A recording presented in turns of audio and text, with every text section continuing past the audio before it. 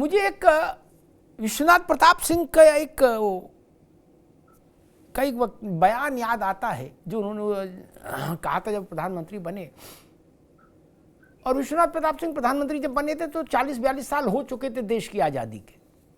आज अंबेडकर जी पर जो मार मैं देख रहा हूँ सभी दलों के बीच में खींचातानी मची है, तो मुझे याद आ गया बीपी सिंह ने पता किया कि भाई सेंट्रल हॉल में भी अंबेडकर की फोटो क्यों नहीं लगी तस्वीर अभी तक।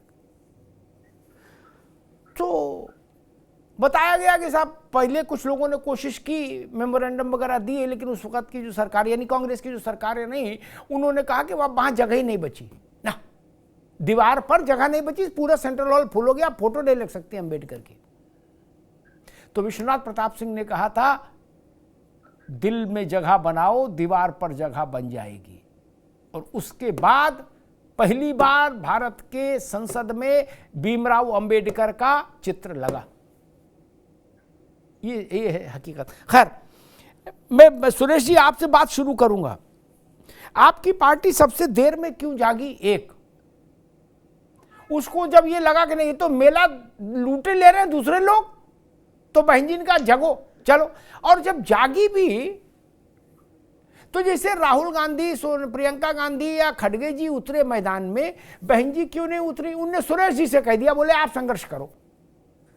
नहीं, आपका तो मामला और ज्यादा था गंभीर, सुरेश जी नहीं। लिखा हुआ आर्टिकल है और आज से लगभग 8-10 साल पहले का है, जब मैं पंजाब नेशनल बैंक में नौकरी करता था, कि वाहरे जमाने कैसी बहस छिड़ी कि अंबेडकर हमारा है। ये आज की ही बात नहीं है। मैं तो आपके माध्यम से ये जान लेना चाहता हूं कि 1984 से पहले ये सारे के सारे राजनीतिक दल, सारे के सारे देश के राजनीतिक नेता कहां चले गए? 1984 से पहले भी बाबा साहेब का यही फोटोग्राफ था इंडिया में। 1984 से पहले बाबा साहेब का लिखा हुआ यही संविधान था। बाबा साहेब के द्वारा लिखे हुए वही वॉल्यूम थे। बाबा साहेब के द्वारा लिखी हुई किताबें थी, पुस्तकें थी। और बाबा साहेब के ऊपर जिन विद्वानों ने भी किताब लिखी वही किताबें थी। लेकिन 1984 से पहले एक भी कोई राजनीतिक नेता, एक भी कोई राजनीतिक दल बाबा साहेब का नाम लेना पसंद नहीं करता था। क्यों? क्या कारण है उसका? तो धन्य रहे मान्यवर कांशीराम साहब, जिन्होंने बाबा साहेब को भारत देश के घर घर तक पहुंचा दिया। और इस देश की तो छोड़ो, संसार का सबसे दादा देश, मजबूत देश अमेरिका को माना गया है। अमेरिका को भी ये लिखने के लिए मजबूर कर दिया, the symbol of knowledge Baba Saheb doctor B R. Ambedkar. तो ये जो बहुजन समाज पार्टी, सुरेश जी सारी बात ठीक है भगवान, लेकिन मैं तो पूछ रहा अगर बहन जी भी उतर आती प्रदर्शन में तो थोड़ी जान आ जाती। मैं समझना, फिर दोबारा में आएंगे। अभी इसका अमिताभ जी, मैं जवाब दे रहा हूं आपकी बात जी, कि माननीय बहन जी ने जो एक साथ आने की बात कही, माननीय बहन जी ने हमारे देश के गृह मंत्री अमित शाह जी को मौका दिया, लिखित में मौका दिया कि आपने जो ये गलती की है बाबा साहेब के सम्मान में, तो आप अपने अल्फाज वापस लें, आप अपने पद से इस्तीफा दें और इस डेट तक दें। अगर नहीं दिया, 23 और 24 की जो मध्यरात्रि 12 बजते हैं, उस डेट तक का टाइम था। लेकिन तैयारी के लिए कह दिया गया था हम लोगों को।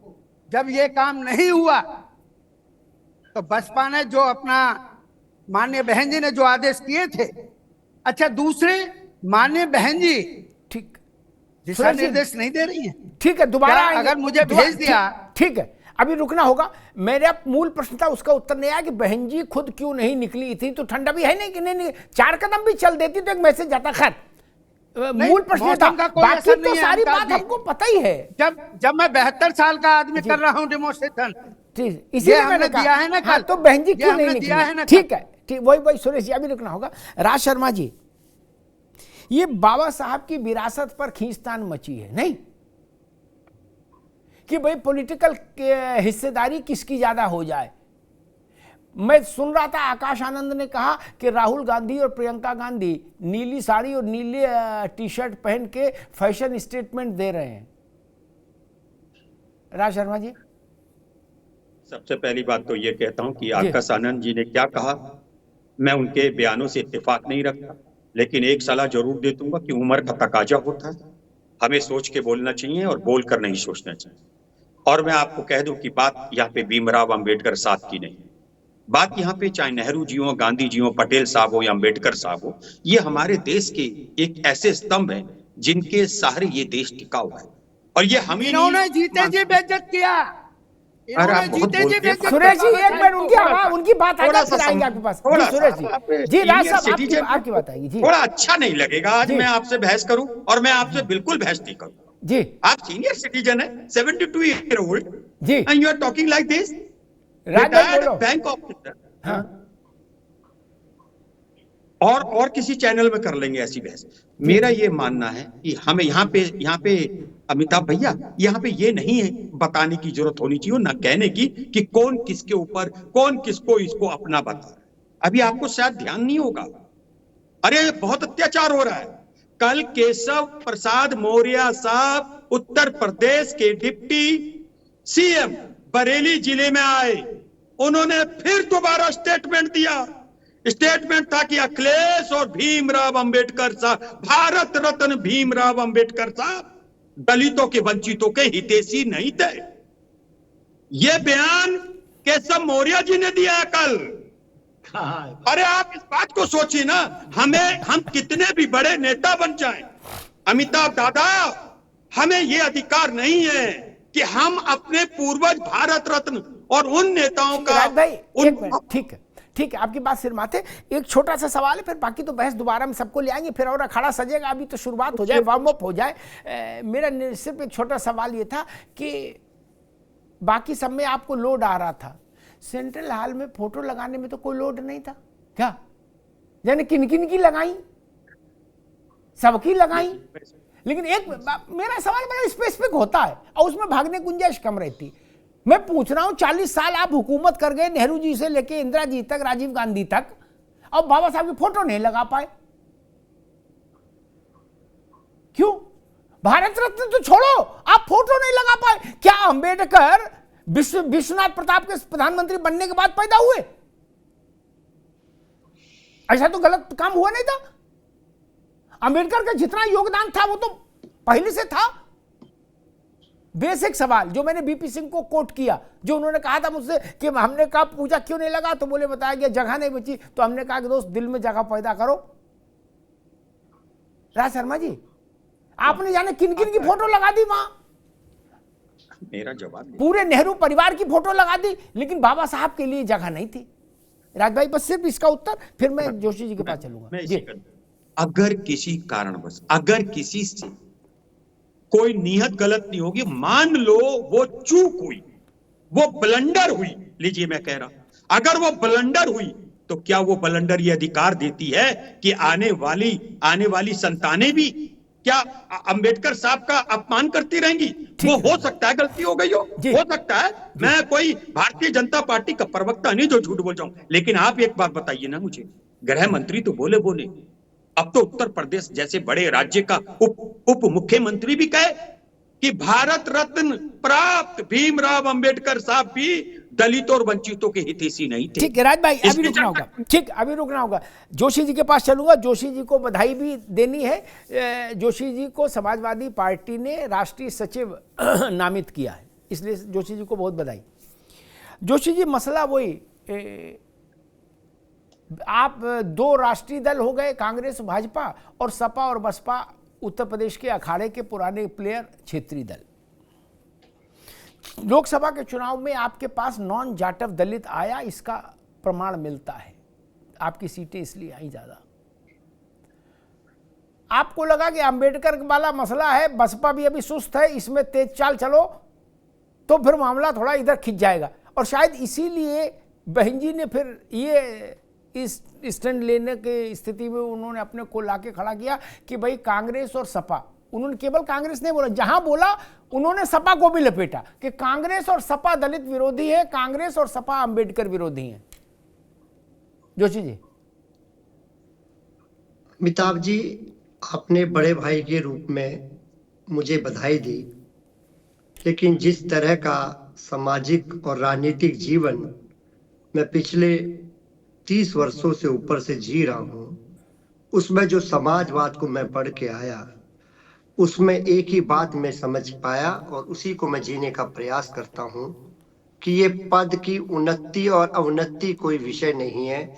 एक कार्यकर्ता का पद स्थायी पद है। मैं समाजवादी पार्टी का एक सामान्य कार्यकर्ता हूं और केवल नेता मेरे अखिलेश यादव जी हैं जी।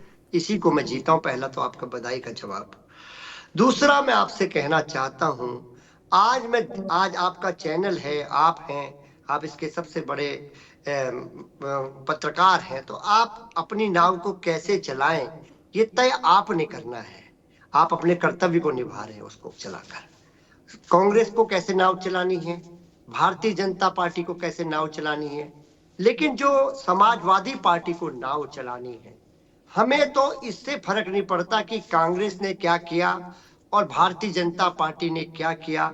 हम लोगों को तो इस चीज से फर्क पड़ता है जिससे हमारी भावनाएं आहत हैं, पूरा देश की भावनाएं आहत हैं कि डॉक्टर भीमराव अंबेडकर साहब, जिन्होंने भारत का संविधान के जो निर्माता थे, उनका अपमान उस लोकतंत्र के मंदिर में इस देश के गृह मंत्री ने कर उन अंबेडकर साहब के पूरे विश्व में जो विचारक हैं, उनके पच्चिनों पर चलने वाले लोग हैं, जो पीडीए को मानने वाले लोग हैं, उनकी आत्मा को चूर चूर करने का काम इस देश के गृह मंत्री जी ने किया है।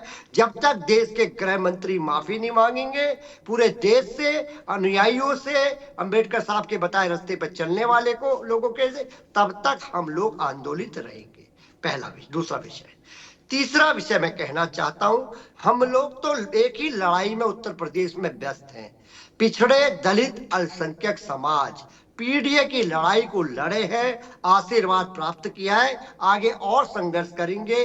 पीडीए को जगाने को लो माननीय अखिलेश यादव जी निकल चुके हैं और ये लड़ाई हमारी अनवरत चलेगी, क्योंकि समाजवादी लोग किसी आंदोलन को अगर लेते हाथ में तो उस आंदोलन को जब तक पूर्ण प्राप्ति नहीं होती तब तक हम लड़ेंगे। और ये अत्याचार, दुराचार इस समाज पे आज से नहीं है, कांग्रेस बीजेपी के समय की बात नहीं है। जब से ये सृष्टि बनी है तब से उन समाज पे अत्याचार हुए हैं, उन पे अत्याचारों पे लड़ने की आवश्यकता है। ठीक है।